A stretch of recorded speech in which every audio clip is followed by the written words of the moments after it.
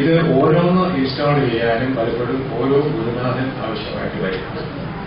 ആ ഗുരുവാണെങ്കിലോ ആരിലാണോ ഇൻസ്റ്റാൾ ചെയ്യുന്നത് ആ ആൾക്ക് പഠിക്കാൻ ഏറ്റവും ഇഷ്ടപ്പെട്ട കാര്യം നോക്കിയിട്ട് അതിന് മുൻതൂക്കം നൽകി ഇൻസ്റ്റാൾ ചെയ്യും. അത് മാത്രമല്ല, താൻ പഠിച്ചതല്ല ഇൻസ്റ്റാൾ ചെയ്യുന്നത്, താൻ പഠിച്ചത് തന്റെ അനുഭവം കൊണ്ട് വികസിപ്പിച്ച് പരിഷ്കരിച്ച് അപ്ഡേറ്റ് ചെയ്ത ഫയലാണ് പിന്നത്തെ തലമുറയിൽ ഇൻസ്റ്റാൾ ചെയ്യുന്നത്.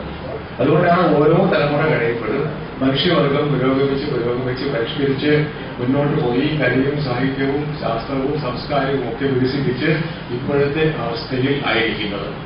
ഇപ്പോഴും നമുക്ക് ഒരുപാട് പോരായ്മകളുണ്ട്. അതുകൊണ്ട് ഒരുപാട് ഗുരുനാഥന്മാർ നമുക്ക് നാളെയും ആവശ്യമായിട്ട് വരും. തന്റെ കയ്യിലൂടെ കടന്നുപോയ ഒരുപാട് വിദ്യാർത്ഥികൾക്ക് സാഹിത്യം മാത്രമല്ല ജീവിതവും അദ്ദേഹം പഠിപ്പിച്ചിരിക്കും എന്നുള്ളതിനൊരു സംശയമില്ല. എന്നെ പഠിപ്പിച്ച അധ്യാപകരെ അവർ പഠിപ്പിച്ച വിഷയങ്ങൾ മാത്രമല്ല എന്നെ പഠിപ്പിച്ചത്, ജീവിതവും കൂടി എന്നെ പഠിപ്പിക്കുകയുണ്ടായി.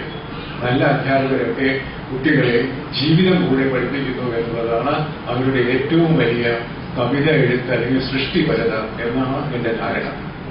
അങ്ങനെ നീണ്ട ഒരു പരമ്പരയുടെ അനുഗ്രഹങ്ങളില്ലായിരുന്നെങ്കിൽ നമ്മൾ ആരും ഇപ്പോൾ നമ്മൾ ഇന്നുള്ള അവസ്ഥയിൽ എത്തുമായിരുന്നില്ല എന്നുള്ള കാര്യം 100% തർക്കമറ്റതാണ്. നമുക്ക് എന്തെങ്കിലും ഇത്തിരി വലിപ്പമുണ്ടെന്ന് ആർക്കെങ്കിലും തോന്നുമെങ്കിൽ അതിന്റെ കാരണം നമ്മളെ താങ്ങി ഒരു വലിയ ഗുരുനാഥന്മാരുടെ പരമ്പര നിൽക്കുന്നത് കൊണ്ടാണ്, നമ്മൾ അവരുടെ ചുവരിൽ കയറി എത്തുന്നത് കൊണ്ടുകൂടിയാണ് എന്നുള്ളതാണ് സത്യം. അതുകൊണ്ട് അധ്യാപകനായിരുന്ന അദ്ദേഹത്തിന് അതിന്റെ പേരിൽ മാത്രം ഒരുപാട് അനുമോദനങ്ങൾ നമുക്ക് തീർച്ചയായും നൽകാനുണ്ട്. അത് നൽകാനൊരു അവസരമായിട്ട് ഞാൻ ഈ ദിവസത്തെ ഉപയോഗിക്കുകയാണ്. നിങ്ങളുടെയൊക്കെ അനുമതിയോടും ആശീർവാദത്തോടും കൂടി. കവിത എന്നത് എനിക്ക് തോന്നുന്നത് അതിനെക്കുറിച്ച് തോമസ് ഗ്രേ പറഞ്ഞതാണ് ഏറ്റവും വലിയ സത്യം.